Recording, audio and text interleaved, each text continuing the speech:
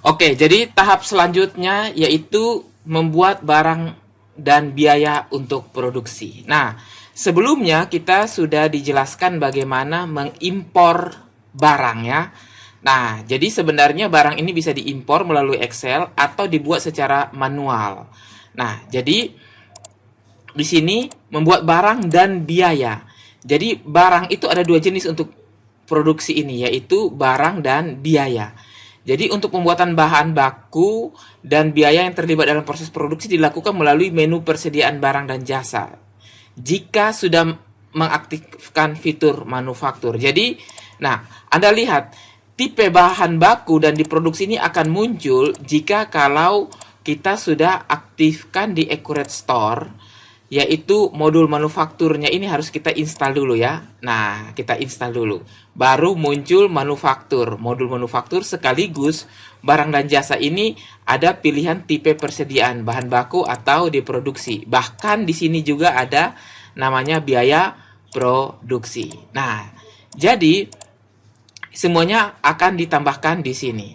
Nah, jadi bahan baku. Nah, jadi kalau kita lihat pada saat kita melakukan pilihan persediaan, maka akan timbul bahan baku dan diproduksi. Jadi, bahan baku jika kita centang, artinya barang tersebut bisa digunakan sebagai bahan baku dalam proses produksi, sehingga nama barang tersebut akan tampil dalam pencarian formula produksi di bagian bahan baku barang dalam pembuatan nilai standar biaya produksi. Nah, jadi kalau kita klik di sini, maka barang yang kita daftarkan ini hanya berfungsi sebagai bahan baku saja.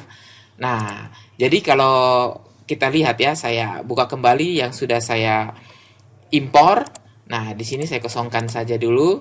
Nah, setelah saya kosongkan, kita akan lihat. Misalnya, garam cap kapal 250 gram. Nah, anggap saja ini saya input secara manual. Jadi, saya pilih bahan baku garam.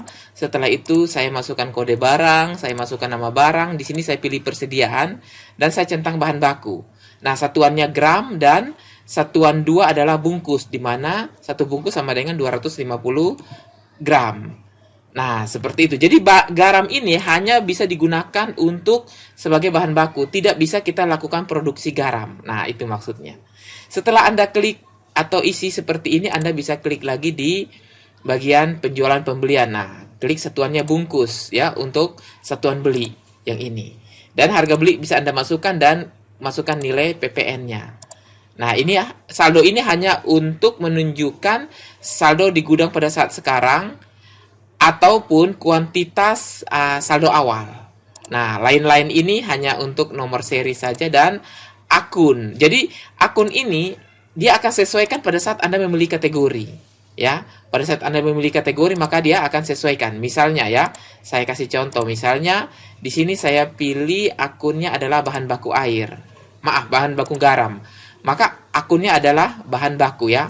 Tapi kalau kategorinya saya pilih misalnya barang jadi, misalnya roti campur, maka akunnya berbeda.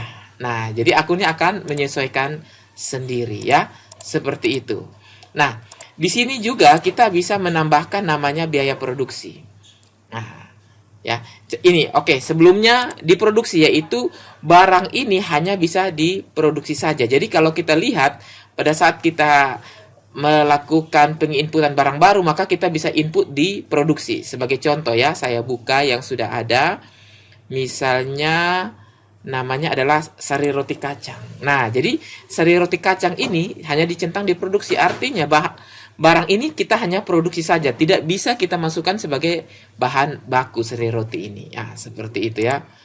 Nah, jadi secara default kedua-duanya bisa dipilih. Nah, jadi kita bisa memilih antara bahan baku dengan produksi kita bisa centang. Contoh ya, saya tidak simpan ini, saya buka namanya adonan roti. Nah, jadi adonan roti ini unik. Kenapa? Karena adonan roti ini bisa sebagai bahan baku dan bisa juga untuk diproduksi. Kenapa? Karena adonan roti ini barang setengah jadi. Nah, barang setengah jadi ini kita produksi sekaligus barang setengah jadi adonan roti ini menjadi bahan baku untuk menghasilkan roti yang sesungguhnya. Nah, seperti itu ya. Makanya harus dicentang kedua-duanya. Nah, seperti itu. Nah, sekarang yang ketiga adalah biaya produksi. Jadi, Memilih jenis biaya dengan biaya produksi jika Anda ingin membuat biaya-biaya yang terlibat dalam proses produksi. Sehingga biaya-biaya ini bisa diisikan dalam formula produksi bagian biaya produksi serta dalam pembuatan nilai standar biaya produksi. Nah, jadi biasanya kalau kita melakukan produksi tentunya ada biaya selain bahan baku. Misalnya biaya tenaga kerja, biaya listrik, ya. Bahkan ada barang-barang bahan baku yang bisa kita biayakan karena kita tidak bisa menghitung secara proporsi secara tepat. Ya, seperti misalnya campuran garam, campuran gula di dalam suatu adonan kita bisa tahu. Tetapi misalnya LPG atau listrik, bagaimana kita bisa tahu ya? Nah, jadi caranya adalah seperti ini. Kalau untuk memasukkan biaya, saya klik tambah. Nah, di sini saya pilih namanya biaya. Nah, ya, ternyata biaya tidak ada. Oke, saya pilih misalnya umum. Kalau tidak ada seperti itu, bisa kita membuat kategori yang baru. Nah, jadi kategori yang baru kita klik di persediaan, lalu di kategori barang. Nah, di kategori barang ini kita bisa namakan saja biaya. Nah, di biaya yang penting adalah di sini di bagian bebannya. Jadi misalnya tenaga kerja. Nah, jadi biaya tenaga kerja. Nah, berarti retur pembeliannya juga biaya tenaga kerja, ya, produksi. Nah, ini bisa kita simpan, ya. Coba kita simpan dan saya coba buka lagi ya, biaya tadi.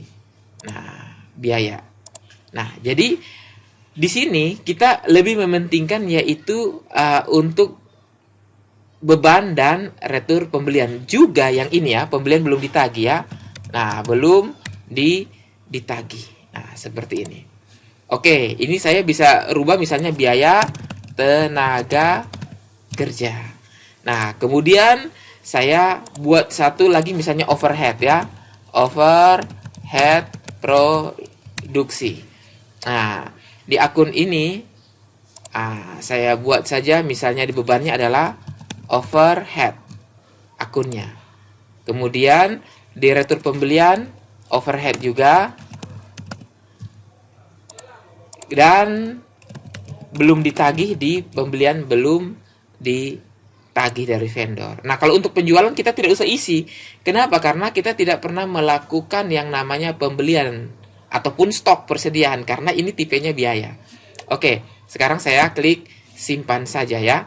Nah, jadi perlu Anda ketahui di akun perkiraan, coba saya lihat ya, di akun perkiraan, kemudian biaya yang tadi itu tipenya adalah beban ya. Nah, jadi kalau saya klik di beban, di sini akan ada keluar. Nah, biaya produksi yaitu biaya tenaga kerja produksi dan biaya overhead produksi. Nah, jadi sekarang kita sudah bisa pilih misalnya tenaga kerja. Nah, biaya tenaga kerja. Nah, seperti ini ya. Jadi biaya tenaga kerja itu saya kasih nama misalnya gaji karyawan produksi.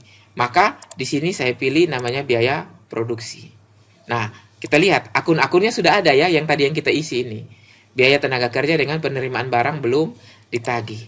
Pembelian kalau ada PPN silahkan. Nah, kemudian ini satuannya saya buat saja misalnya jam ya, misalnya jam seperti itu, per jam. Nah, jadi biasanya tenaga produksi kita hitungnya per jam. Nah, kalau sudah selesai, maka ini saya simpan. Nah, oke, saya masukin lagi barang yang baru ya. Barang untuk biaya yang baru. Misalnya saya pilih di sini overhead produksi, lalu saya pilih nama barangnya gas LPG. Nah, gas LPG ini sebagai biaya produksi, jadi bukan persediaan bahan baku, tidak. Saya pilih sebagai biaya produksi. Nah, satuannya saya buat di sini tabung. Nah, ya, saya buat satuan tabung. Kemudian pembelian, nah saya buat pembeliannya ada PPN. Berarti akunnya sudah langsung mengikuti ya, seperti itu. Nah, kita klik simpan. Nah, jadi dengan demikian kita sekarang sudah membuat suatu biaya, barang yang jenisnya biaya ya. Nah, jadi bisa Anda lihat di sini kalau Anda hanya klik biaya produksi maka akan keluar yang tadi yang saya input, karyawan dengan gas LPG. Nah, kalau pilih persediaan, barulah keluar seluruh berbagai bahan baku, bahan pembantu, dan juga barang setengah jadi dan barang jadinya. Kalau ini dikosongkan, maka akan muncul semuanya, ya. Jadi cukup jelas ya, bagaimana kita bisa membuat barang dengan tipe inventory maupun biaya produksi ya, sesuai dengan materi kita yang ada di sini. Nah, jadi ini hanya catatannya. Nah, ini sudah saya jelaskan tadi ya. Nah, sudah saya jelaskan tadi waktu kita mempraktekkan melakukan input biaya. Jadi kalau input misalnya Anda ada gula jenis baru, ya Anda tinggal pilih di sini misalnya gula. Nah, kategori barangnya gula. Nah, silakan Anda masukkan barang dan jasa ini misalnya G005 seperti itu. Misalnya gula murni tebu. Nah, seperti itu ya, bisa Anda masukkan. Kemudian Anda buat persediaan bahan baku, Anda pilih misalnya kilogram. Nah, bisa seperti itu. Nah, di sini misalnya pack atau bungkus ya. Bungkus misalnya terdiri dari 250 kilo. Nah, boleh Anda input seperti itu. Jadi kalau misalnya Anda mau input bahan baku atau bahan setengah jadi, barang pembantu atau barang jadi, Anda tinggal contek saja dari yang sudah ada contohnya ya. Nah, mungkin hanya bedanya di sini. Misalnya kode nama barang itu bisa berbeda dengan satuannya. Tetapi untuk yang lainnya bisa saja sama ya. Nah, oke ya. Jadi sudah cukup jelas.